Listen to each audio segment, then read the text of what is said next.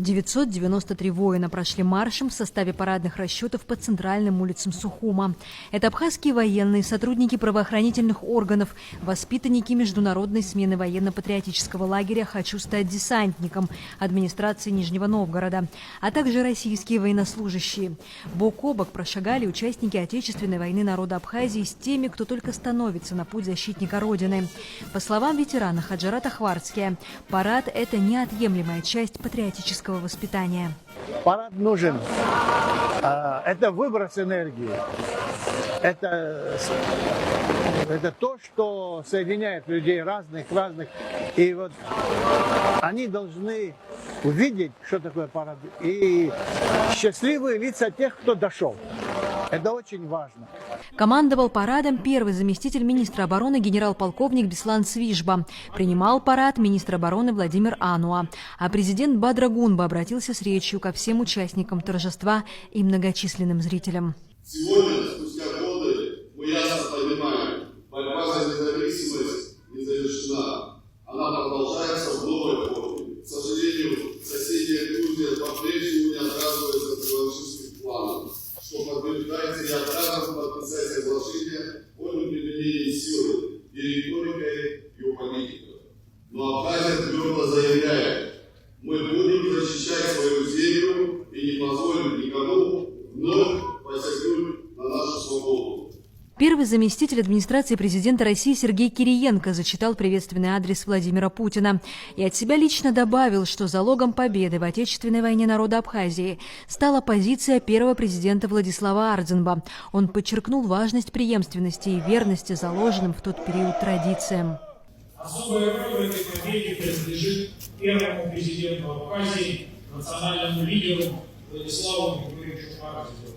Его железная воля, мудрость и умение сплотить нацию вдохновили народ на борьбу и привели к знаменитому сентябрьскому триумфу 1993 года.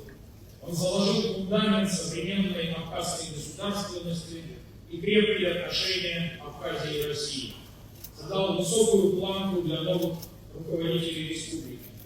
Преемственность поколений, верность традициям отцов-основателей – вот надежный залог стабильности и процветания Абхазии. Парадом прошла и военная техника, пикапы с крупнокалиберными пулеметами, батарея полковых минометов М-120, гаубичная батарея противотанкового дивизиона, модернизированные бронетранспортеры 7-й военной базы, установки реактивной системы залпового огня «Град», специальная бронированная техника, командно-штабные машины, воздушная группа авиации.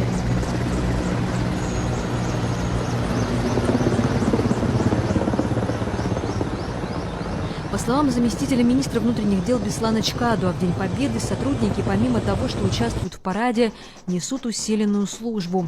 Но, несмотря на то, что жители республики широко отмечают этот праздник, все в основном проходит без инцидентов.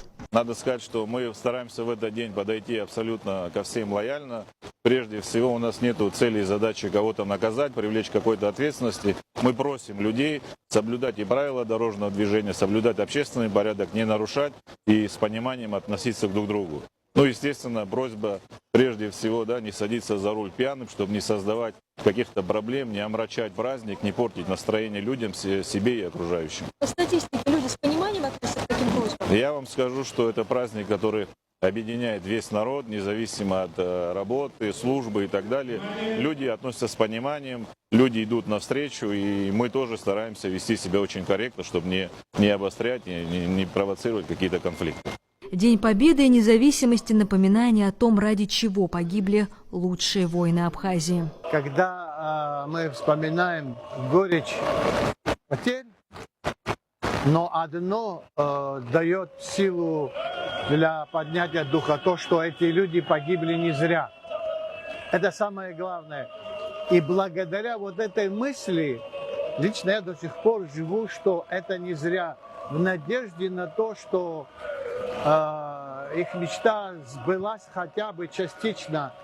Но очень много усилий надо, чтобы эта мечта предварилась до конца. Мечта тех, кто погиб в этой войне.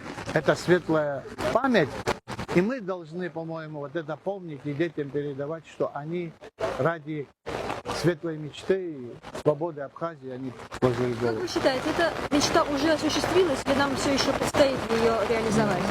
К сожалению, мы даже до половины этой мечты не дошли. Но одно радует, то, что молодежь поднялась. Молодежь ругает, она такая, молодежь хорошая. Она поднялась. И эти светлые ребята, не дай бог что-то произойдет, они нам, старикам, не дадут шаг сделать. Они бросятся в бой, их надо сохранить, их надо обучить. Очень тонкая жизнь сейчас пошла. С портретами тех, кто не вернулся с поля боя ради независимости Абхазии, вслед за парадными расчетами прошел бессмертный полк.